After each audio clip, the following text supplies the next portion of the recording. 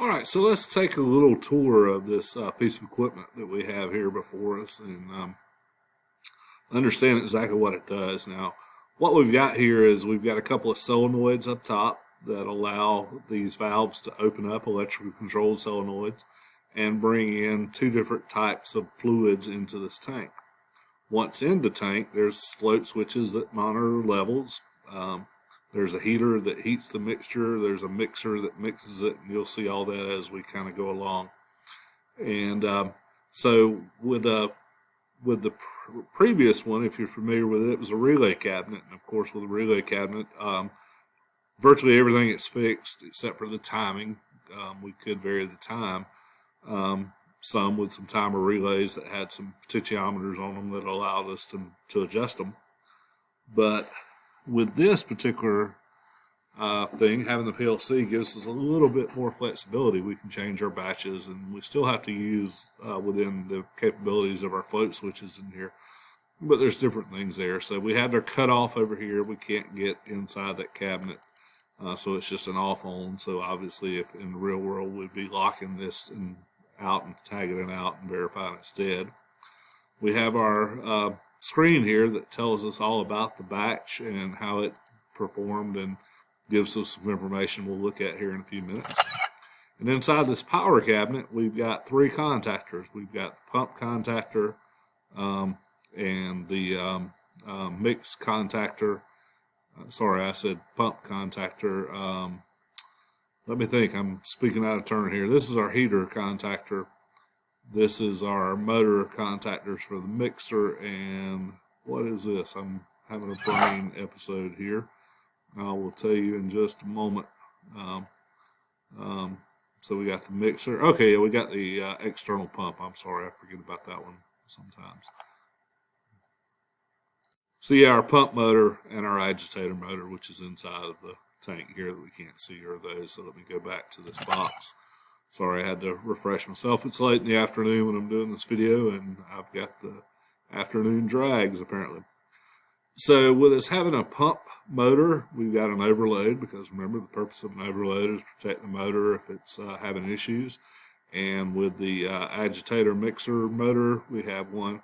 These are heaters. These are not moving motors, so they have no overload here. So this is all three-phase. As you can see, we've got our step-down transformer here that takes that three-phase down to 120 volts. So this is our three-phase cabinet. It's got our contactors for our three-phase aspects of our piece of equipment here. And so we've got the pump, and we've got the mixer. And you can see those motors, both those are three-phase. Inside of here, if I move this box, we can see our heater elements, and those are three heater elements, one for each phase. So there's our three-phase stuff that's all tied up in this box. And again, don't forget we've got our step-down transformer here, taking this 480 volts down to 120 volts. So now let's look in here, and let's look at it first. We've got a switch. We can change from local to remote. If we have an alarm, we've got a reset. We got an alarm light. We got an e-stop. We can press that and depress it, and it goes back to ready. We got a power light and a ready light. And we got a start button. Now this start button is the local, so we have to have this thing set to local for this start button to work. Otherwise it won't. We've got a cycle light, a heater light, a drain lamp or light, intake 1 and intake 2 lights, an agitator light, a pump light, and then a drain button. This allows us to drain the unit. So I'm going to get these where you can see them, and I'm going to get the display up here. And we're going to watch this thing. But the first thing I'm going to do, I'm going to open this up and let you see the PLC inside. This is the back of all of our lamps and push buttons here. Terminal blocks on either side. These are all our inputs. All our inputs are 24 volts DC, and all our outputs are 120 volts AC. So this is a mixed voltage PLC, as you can see. You can see we've got a power to run. First thing I'm going to do is I'm going to hook up a laptop to it. I've got to plug it in right here. And I'm going to go PLC, go online. And I can read some information here. Upon starting, the system intakes liquid one until the tank is at 40% full. Of course, it knows it's at 40% through the use of these float switches. The system then intakes liquid 2 until it's at 85%. So we've got one that sets it at 40% of tank level, one that sets it at 85. The liquids are then agitated for 5 seconds and heated to 70 degrees C. So putting in 2 types of fluids, we're going to blend it and heat it, and do that continually and we're going to continue to mix while it's doing it. Then we're going to let it dwell, and then we're going to pump it to the next stage. So reading this tells us exactly what this program should do. And I'm going to let you kind of see this. I'm going to change places here. I'm going to put the lamps over here. I'm going to put the PLC at least where we can see it, and do this here.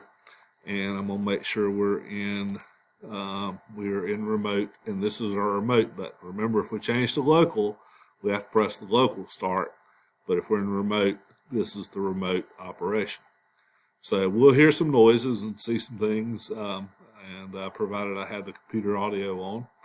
And so we know one intake should open, then the other, then we should heat and mix, and then we should dwell, and then we should pump out. So let's see if we see that happening, and we'll see inputs and outputs, but I'm going to pay more attention to the control panel this time around.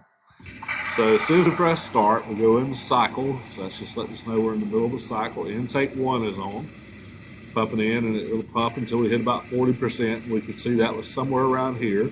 Intake 2 is going to pump until we hit about 85%, which is somewhere up in here.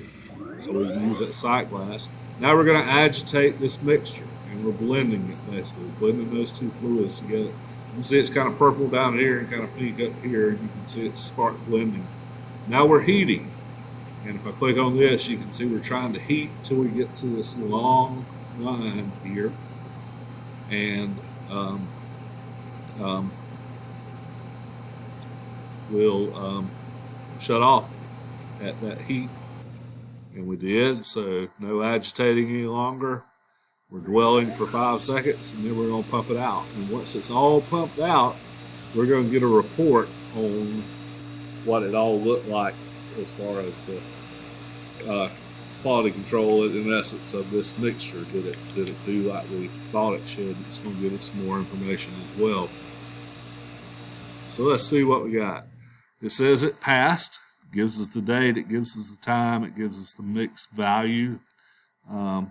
Gives us the process time. It took 71 seconds. It says indeed that intake 1 shows 40%, intake 2 showed 45%, and the temperature got to 70 degrees C. So we got a lot of information from there, and we're going to give you some reference documents that you can get right here. It's a wiring diagram for this thing. Let me go back to that. This is the control circuits. This is just how the local remote switch, the stop, the start, and the drain push button and the reset push button work. And then we have all these lamps, and these numbers mean different wiring for each one of those and tells us which terminal block it goes to. So you'll have those reference documents in a PDF for you. And here's the PLC wiring. The inputs coming in, where they're coming in from, and so forth and so on. Same with the outputs over here. And again, you'll have this document. Power circuit. This is our contactors in that big box that we started out looking at. And then it's got some extra information here, the wiring for the motor wiring, the pump wiring, the heater access panel, float switch, so forth and so on. And we'll talk about some of those in just a moment. And last but not least, power circuit schematic, showing us how all of that's wired. And then input and output schematic. And again, I'm going to give you all these. I'm not going to go down, but you're welcome to reference each and every one of those there. So next thing I'm going to do is I'm just going to let you watch the PLC. And you'll see certain inputs are already set, certain outputs are set. You'll see things changing on our PLC as we run this process. So I'm just going to initiate it again. and you'll see those things happening.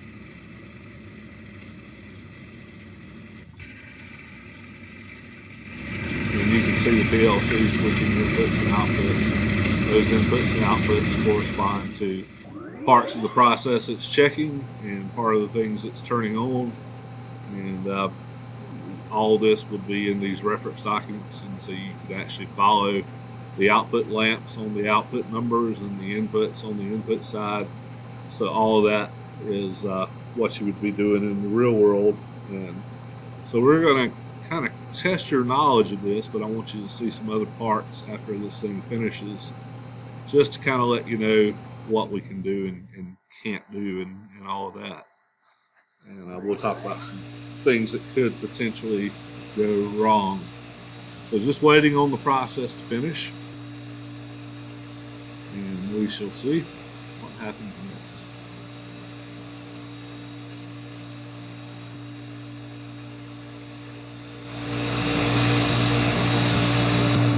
All right, so we got the same passed here. So I want to be able to take some things apart. So I'm going to come over and I'm going to cut power off, and I'm going to lock it out. I'm going to verify it's dead, and it says it is. So that's exactly what I wanted. So I'm going to come into this cabinet, and these are contactors just like you'd have out there in the real world. So the idea behind a contactor is we send a low voltage signal across points A and B, and when that signal goes high, this contactor pulls in, allowing that three-phase to travel from the top of the unit to the bottom and turn on whatever three-phase device it is we're turning on. So obviously, if we send 120 volts to our pump contactor and it never pulls in, then there's a few things that could be wrong. Either the signal never made it to the contactor, or the contactor coil is open, so it never engaged the contactor through the magnetic field. So these are just like devices you're used to looking at here. If we have high voltage here but don't have low voltage, we could have a problem with our transformer. If we have low voltage present here but we don't have it on the other side of this fuse, we could have a bad fuse. Any of these wires could be open at any point in time. Any of these fuses could be blown at any point in time. Inside of here, we've got the same thing. I'm looking at the outside of the box. We could have a burned out lamp. Maybe a lamp's not coming on. Maybe it's just burned out. Maybe a wire is open.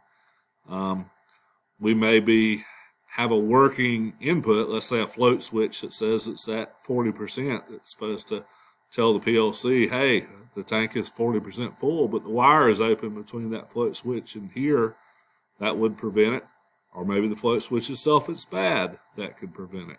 It's just like in your car. Think about things that you're used to dealing with.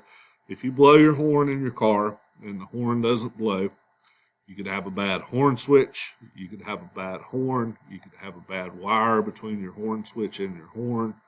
So there's numerous things that could go wrong, and we have to think in those terms of what could be the problem, what could cause this to do the symptom that it's doing. So we talked about the pump. We could come up here, and on this device we can go inside and measure voltage at the pump if we wanted to, just like we could in the real world. We got the different float switches. 1 and 2 are the 0%, 3 to 4 are the 40%, 4 to 5 is the 5 to 6. So 1 and 2 are 0%, 3 to 4 is 40%, 5 to 6 is the 85%, and then 7 and 8 is 90%. That's our backup should one of those fail. We don't want to fill this tank slam full and then heat it up, because if we heat it up and it expands and the tank is too full, bad things could happen, like a tank could rupture with very hot fluid. Not a cool thing to have happen. So there's some things with the float switches. We got heater elements down here we could come and look at. We got temperature sensors that check that temperature that we use. And then we got another pump. This is the pump that pumps it to the next part process, and we can go in there and look at that. So it's just like the real world. We can interact with it. So once you're familiar with how this works, if you have questions about how it works, again, we're going to provide you some good reference documents. But then what we're going to do is start giving you some questions after watching this video about things that aren't working and what you think could be some possible things. So we're trying to find out how your critical thinking skills are doing. So that is going to be the next part.